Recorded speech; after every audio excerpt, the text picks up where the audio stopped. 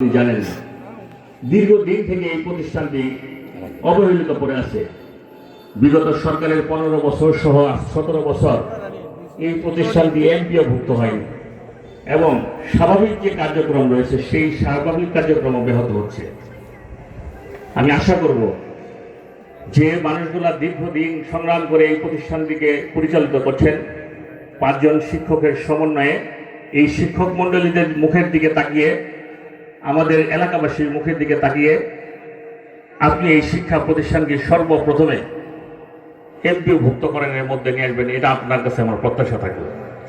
পাশাপাশি union BNP এবং আমি মিলে, আমরা সকলেই মিলে একটি কাগজ আপনার হাতে আমরা ধরিয়ে দিয়েছি। আমরা জানি এতগুলা কাজ একসাথে করা আপনার পক্ষে সম্ভবপর নয়, কিন্তু আমরা এটাও জানি যে আপনি খড়িয়াগাজীর চরের চাইতে আমার এই উত্তর অঞ্চলে বেশি কাজ করবেন। আমরা প্রত্যেকটি পথসভায় এই বক্তব্য দিয়েছি। আমরা চাইব আপনি আমাদের উত্তর অঞ্চলের সন্তান না হলেও উত্তর অঞ্চলে আপনার নানার বাড়ি, সেই কারণে প্রত্যেকটা সময় এই মানুষগুলাকে নিয়ে আপনি সবসময় ভাবেন। আমরা চাইব আপনি দক্ষিণ অঞ্চলের চাইতে উত্তর অঞ্চলে বেশি কাজ করবেন, সেটা আজকে ঘোষণা দিয়ে যাবেন এখান থেকে। আমাদের এই অবহেলিত তাঁতিহাটি অঞ্চলের মানুষ প্রত্যেকটা সময় বিএনপিকে ভালোবেসে ভোট দিয়েছে, প্রত্যেকটা সময় বিএনপির জন্য আন্দোলন সংগ্রামে গিয়েছে, প্রত্যেকটা মানুষ জেল খেটেছে, জুলুমের শিকার হয়েছে, কিন্তু বিনিময়ে আমাদের দলের কাছে তারা কিছু চাইনি, শুধু চেয়েছে শান্তিভাবে থাকা এবং এলাকার উন্নয়ন। এই তাঁতিহাটি ইউনিয়ন থেকে নেতা সৃষ্টি হয়, নেতা বাড়ানোর কারিগর হচ্ছে তাঁতিহাটি ইউনিয়ন। আমরা নেতৃত্ব দেই শ্রীবর্দী উপজেলার সকল পর্যায়ের রাজনীতিবিদ এখান থেকে সৃষ্টি হয়েছে, এখান থেকে শুরু হয়, কিন্তু দুঃখের বিষয় তাঁতিহাটি ইউনিয়নের মানুষ সবচেয়ে উন্নয়ন বঞ্চিত হয়। আমি জানি আপনার মনের মধ্যে তাঁতিহাটি ইউনিয়ন নিয়ে অনেক চিন্তা রয়েছে, অনেক পরিকল্পনা রয়েছে, বাস্তবমুখী অনেক চিন্তা রয়েছে। আশা করি আজকে এই জনসাধারণের মাঝে আপনি এটা উপস্থাপন করে যাবেন এবং তাদেরকে আশ্বস্ত করবেন আগামী দিনে আপনারা যদি এই তাঁতিহাটি অঞ্চলের মানুষ যদি আপনাকে ভোট দিয়ে সংসদের নির্বাচনে সর্বোচ্চ ভোট দেয়, সর্বোচ্চ কাজটুকুই আপনারা এখানে করবেন, এটা তাদেরকে আশ্বস্ত করে যাবেন। পাশাপাশি তাঁতিহাটি এবং রানীশিমল ইউনিয়নের একেবারে লাগোয়া আমরা এই অঞ্চলের মানুষ ভৌগোলিক এবং আত্মীয়তার দিক থেকে সকলের পরিচিত।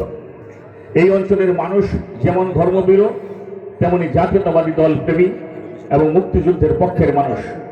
আপনাকে আমরা আশ্বস্ত করতে চাই, শুধুমাত্র তাঁতিহাটি ইউনিয়ন না, তাঁতিহাটি ইউনিয়নের একটি কেন্দ্র বা 2টি কেন্দ্র ছাড়া অথবা 2-1টি অঞ্চল ছাড়া এবং রানীশিমুল ইউনিয়নেরও 1-2-1টি অঞ্চল ছাড়া আপনি আশা করি আগামী 9 তারিখের নির্বাচনে কখনোই আপনার প্রতিদ্বন্দ্বী প্রার্থীর চাইতে 1000 করে ভোট বেশি থাকবেন, এটা লিখে রাখেন আপনি।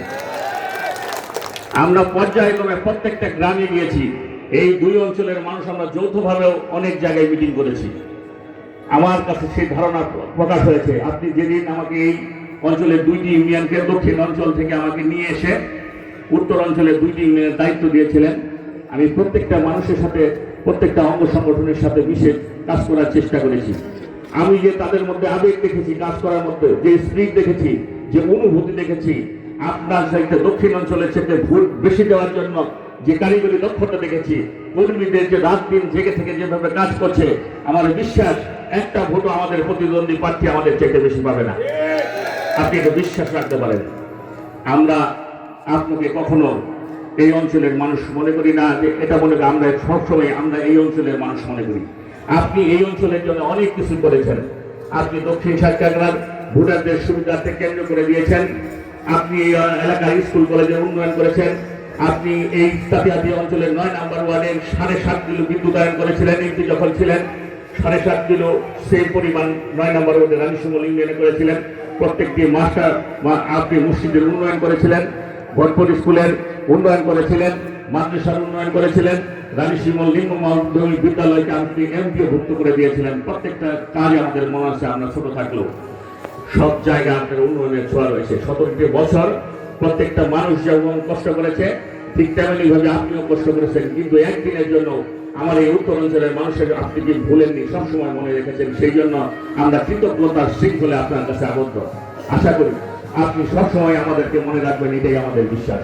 সম্মানিত অতিথি, আজকে বক্তব্য দিব না, আমি শুধু আপনার কাছে কাজগুলা, প্রধানমন্ত্রী আপনার কাছে কাজগুলো আমরা চাই। আমরা এই অঞ্চল থেকে নেতৃত্ব দেই, আমরা শ্রীবর্তীতে থাকি, উপজেলা নেতৃত্ব দিই আপনার সাথে, আপনার স্নেহের কারণে। আমরা যখন এলাকায় আসি আমরা মানুষের কাছে সবসময় এই কথাটা শুনি। সেই জন্য আমি আপনার কাছে অনুরোধ রাখবো, সবসময় আমাদের দেশকে মনে রাখার চেষ্টা করবেন, উত্তরাঞ্চলের মানুষকে মনে রাখার চেষ্টা করবেন। আর উত্তরাঞ্চলের মানুষ সবসময় আপনার পাশে ছিল এবং সবসময় আপনার পাশে থাকবে।